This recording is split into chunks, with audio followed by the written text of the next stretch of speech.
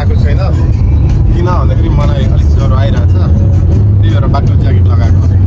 यहाँ घोडा लगिरहेको छ गाडीमा घोडा डन्नै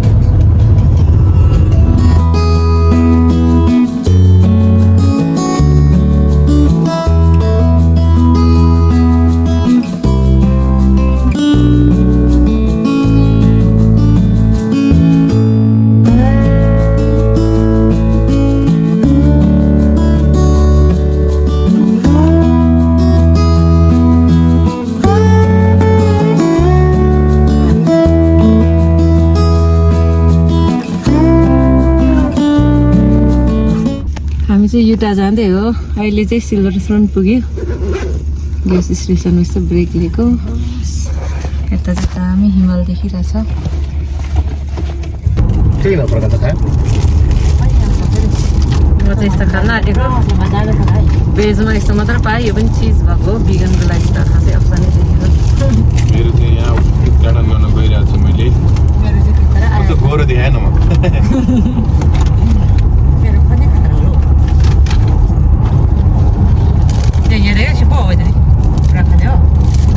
यहाँ चाहिँ अचम्म चाहिँ अमेरिकामा जस्तो सेपलाई नै क्रसन भन्दो रहेछ क्या त्यसलाई क्रसन भन्दैछ होइन यहाँ हेर्नु न नाम लेखेको छ क्या किरा जस्तो यस्तो सेपको लागि भन्छ नि कस्तो रहेछ पुरा आफै छान्छ अनि ठिकै छ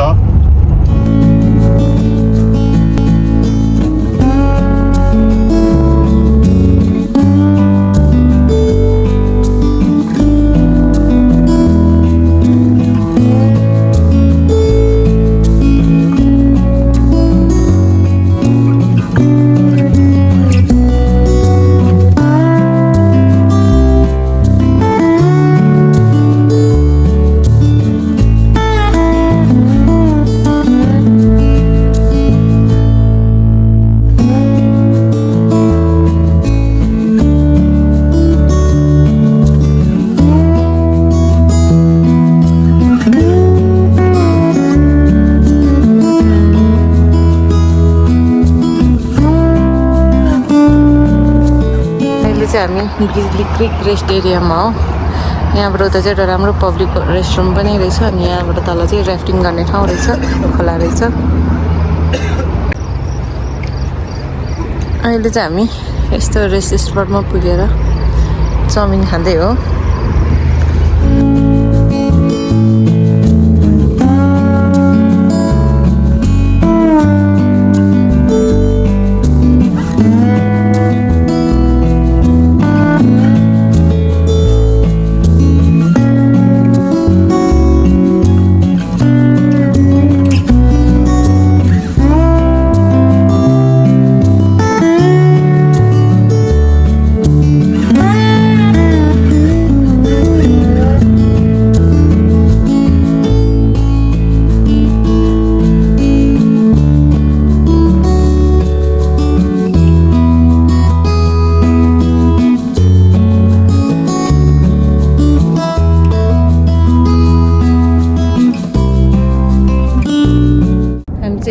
युटाको साइडमा पुग्यौँ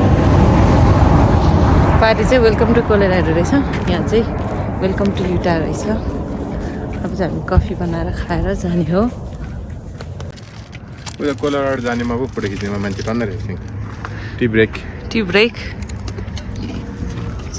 तिम्रो कप लिएर आऊ है ल ओके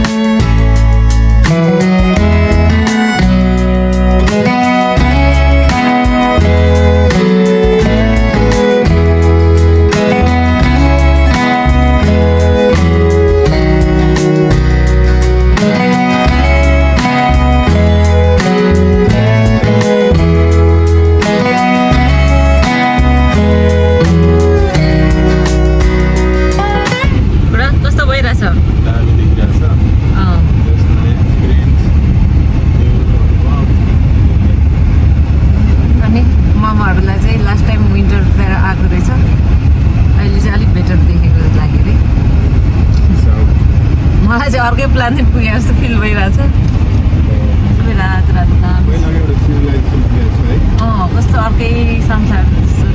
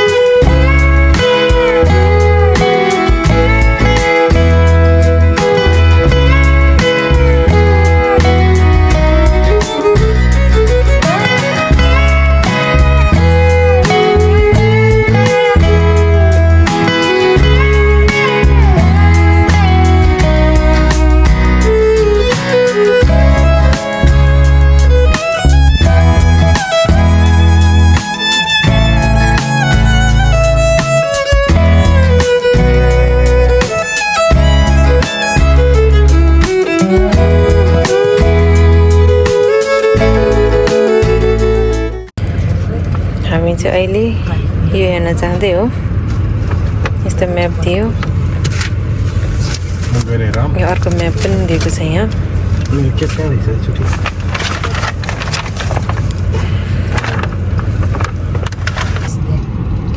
पहिला चाहिँ यस्तो रहेछ यस्तो यस्तो वेदरिङले यस्तो भएको रहेछ 300 मिलियन इयर्स अघि चाहिँ ओसियनहरू रहेछ यहाँ अनि इभापोरेट भएर गएछ अनि सल्टिपोजिटहरू यता वेदरहरूले चाहिँ यस्तो यस्तो भएको रहेछ अब चाहिँ यो पनि त्यो हेर्न माथि त रहेछ त्यहाँ यो निलो उनीहरू चाहिँ डाइनोसरको टाइमको हो भनेर त्यहाँ बोर्डमा लेखेको रहेछ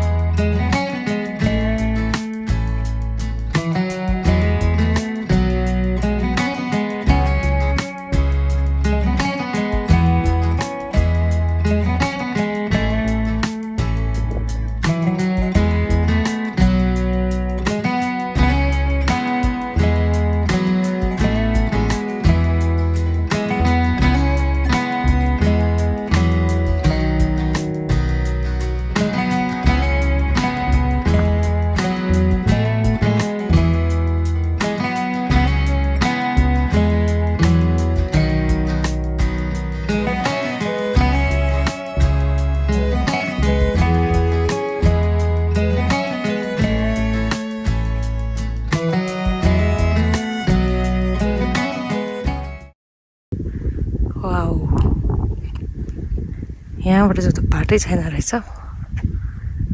त्यसमा जानलाई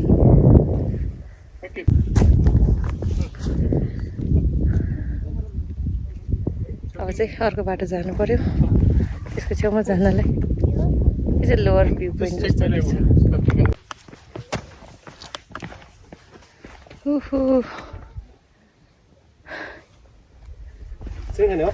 ओके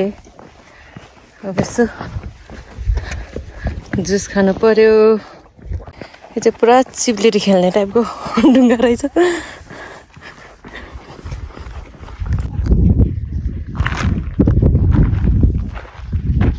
चाहिँ यहाँ जानु पर्यो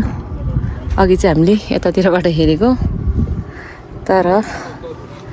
धेरै टाढा छ जस्तो छ यहाँबाट रहेछ 2 to 3 hours जस्तो लेखेको छ पुग्नु पर्ने चाहिँ उता माथि डाँडामा हो 2 घन्टादेखि 3 घन्टा लाग्छ अरे पुगेर फर्किँदा पर्ने होला सायद यो चाहिँ एउटा हिस्टोरिकल बिल्डिङ रहेछ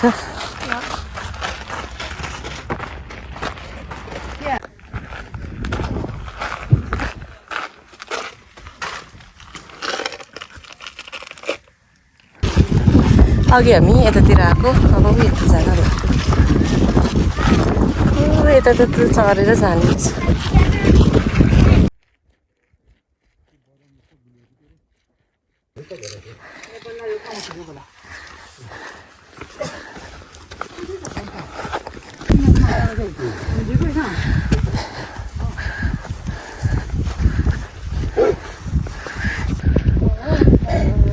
यस्तो भिड चढेर जाँदै हो तर सजिलै रहेछ मजाको हावा लागिरहेछ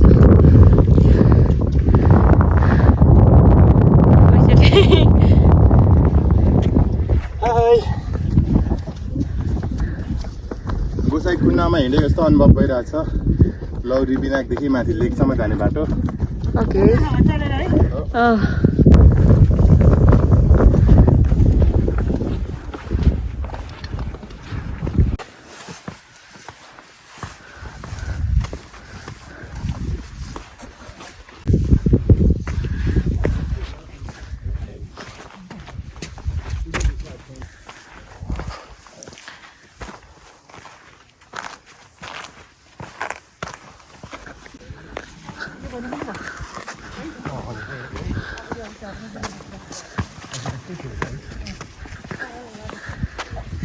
यो त पिरामिड जस्तो पो देखिरहेछ त इजिप्टको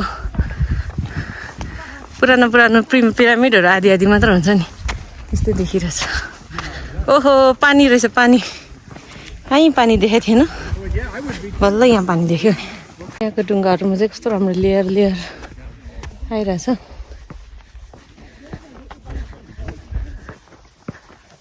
यतातिर पनि छ यस्तो लाइन लाइन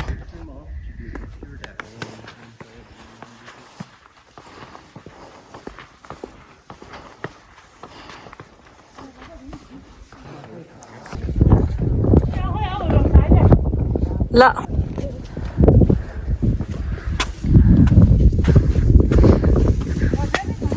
ल दल त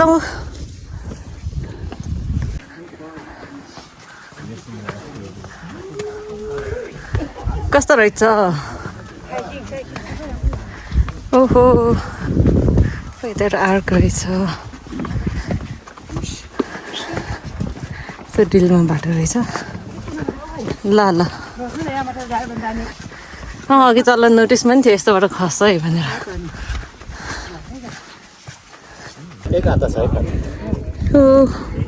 कति 50 मिनट 45-50 मिनट जति पनि यहाँ पुग्यो यस्तो रहेछ यतातिर यस्तो यस्तो बाटो चाहिँ जस्तो राम्रो रहेछ सो फाइनली गाइज हामी चाहिँ आजको डेस्टिनेसनमा पुगेको अवस्था मिठो हाइक थियो फाइनली पुग्यो गाइज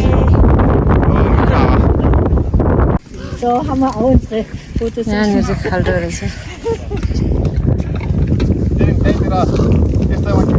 ल ल अझ पब मजाले त घुम्नु त हो त्यसरी ममा घुमा त दुईजनाको फोटो सेसन हुँदैछ यहाँ पब त नचिन्दो रहेछ हौ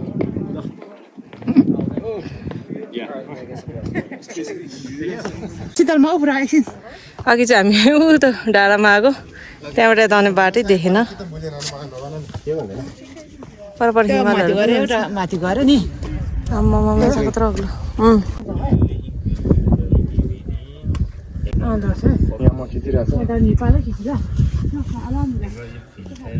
ओ त्यहाँ माथि बस्ने ठाउँ रहेछ